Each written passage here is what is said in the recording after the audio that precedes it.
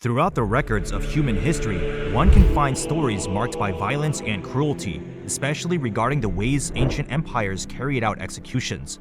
Whether in the majestic arenas of Rome or the opulent courts of Persia, these societies orchestrated grim displays of punishment that captured the attention of crowds, blending horror with intrigue. From crucifixion and impalement to boiling in oil and feeding to wild beasts, these methods offer a chilling glimpse into the extremes civilizations would undertake to enforce control and sow terror among their populace. Let's dive in. Flaying in the Aztec Empire. In ancient Mesoamerican history, the Aztec civilization is known for a practice called flaying or skinning. They did this as part of religious ceremonies and as a punishment. Flaying involved painfully removing a person's skin while they were still awake. During religious events, important priests used sharp knives to carefully take off the skin of sacrificial victims. This gruesome sight showed how devoted the Aztecs were to their gods and their belief in the cycle of life, death, and rebirth. Flaying wasn't just for religious rituals, it was also used as a punishment for serious crimes. Those found guilty faced the terrifying punishment of being skinned alive, which was meant to scare others and please the gods. After the flaying, the skin had different meanings. Sometimes priests wore it as special clothing, believing it had spiritual power.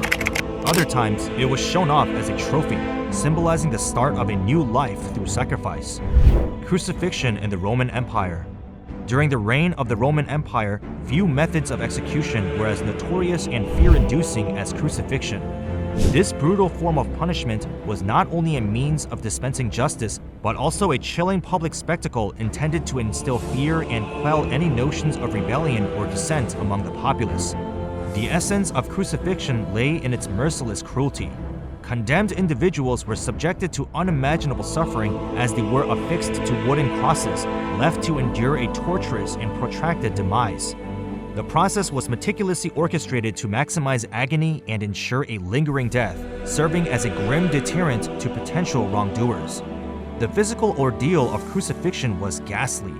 Nails were driven through the hands and feet of the condemned, effectively pinning them to the cross and rendering movement excruciatingly painful.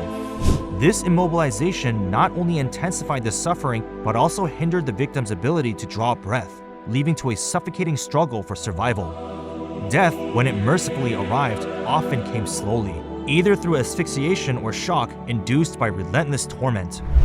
Impalement in the Assyrian Empire. In ancient times, the Assyrian Empire was known for its extreme brutality, and impalement was one of its most feared methods of punishment and control. This brutal form of execution involved skewering victims on sharp stakes, causing unbearable pain and serving as a warning to anyone who dared to defy the empire's authority. Impalement was a horrific punishment that caused intense suffering. Victims were brutally pierced by sharp stakes, enduring agonizing pain and often lingering for hours or even days before death finally came. This method was deliberately designed to make people suffer as much as possible. But impalement wasn't just about punishment, it was a tool of psychological warfare. The Assyrians used it to terrify both their own people and their enemies. Seeing rows of impaled bodies served as a chilling reminder of Assyrian power, striking fear into anyone who saw them. Dropping onto rocks. In the ancient world, a common method of execution was throwing offenders from a high place like a cliff, where people could see them hit the ground below. This practice was used in ancient Greece, but it's more famous in ancient Rome, where they used the Tarpeian rock. People guilty of serious crimes like murder or rebellion were thrown from this rock, falling 25 meters to their death below on the Capitoline Hill in Rome. The Tarpeian rock was used for public executions in Rome for over 2,500 years, from the time of the Roman kings until the 1st century AD. Surprisingly, even though the ancient Romans had many brutal ways of executing people, they considered this one of the worst because it brought a lot of shame. In the ancient city of Lyctus in Crete, they also used throwing people from a height as a punishment. But before that, the person had to endure 20 days of public torture. They were locked naked in a pillory outside the town hall and covered in honey and milk for nearly 3 weeks. Clubbing. In ancient Rome, there was a type of punishment called the fustuario, which wasn't about partying, but rather a deadly form of execution. It was used as a penalty for soldiers who showed cowardice in battle. These soldiers, if they deserted their posts or ran away during fighting, would be beaten to death by their fellow soldiers using blunt weapons. This strict military discipline could also be applied for other offenses like lying or stealing. Fustuarium usually happened after a battle where one soldier was reported to have fled during the fight. However, if the Romans lost a battle, a whole group of soldiers, sometimes nearly 500 men, might be blamed. In such cases, which are documented in ancient sources, a more severe punishment called decimatio was used. The battle commander would split the soldiers into groups of 10 and make them draw lots. The soldier who drew the shortest straw, regardless of his behavior or rank, would then be beaten to death by the other 9 soldiers in his group. An eye for an eye. During the First Babylonian Empire in what's now Iraq, justice focused on retaliation called talio. If you harmed someone, you'd face the same harm. For instance, if you knocked out someone's teeth, yours would be knocked out too. Perjurers lost their tongues and rapists were castrated, but this system wasn't fair to everyone. Free people who harmed slaves usually just had to pay a fine. This kind of punishment extended to the death penalty. If caught looting during a house fire, you'd be thrown into the burning building and executed. Burglars were hanged where they broke in. Even negligence could lead to death. Builders whose work collapsed and killed someone were executed. Slaves had unequal treatment under the law.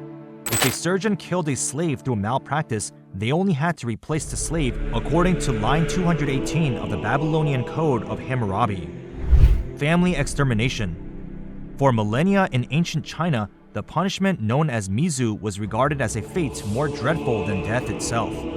This ancient practice, spanning over 3,000 years of history, was enacted upon those deemed guilty of treason, a charge that could arise from actions as seemingly insignificant as offending the king or challenging the established order. Mizu, often referred to as the 9 kinship exterminations, extended its reach far beyond the individual transgressor, enveloping their entire extended family in its merciless grip. Not only were parents, children, and siblings condemned, but also uncles, aunts, cousins, and even in-laws found themselves sentenced to the same gruesome fate as the traitor. The method of execution employed in these dire circumstances was slow slicing, a horrific ordeal designed to prolong suffering and instill fear in the hearts of onlookers. One chilling example of this punishment's application occurred in 338 BC, when Shang Yang, a prominent official in the kingdom of Qin, fell afoul of the ruling monarch's favor. Shang Yang's perceived transgressions led to a swift and merciless verdict, condemning not only him but also his entire family to the horrors of Mizu. In a scene of unimaginable brutality, Shang Yang was subjected to dismemberment and beheading, his once respected name forever tarnished by the stain of treason.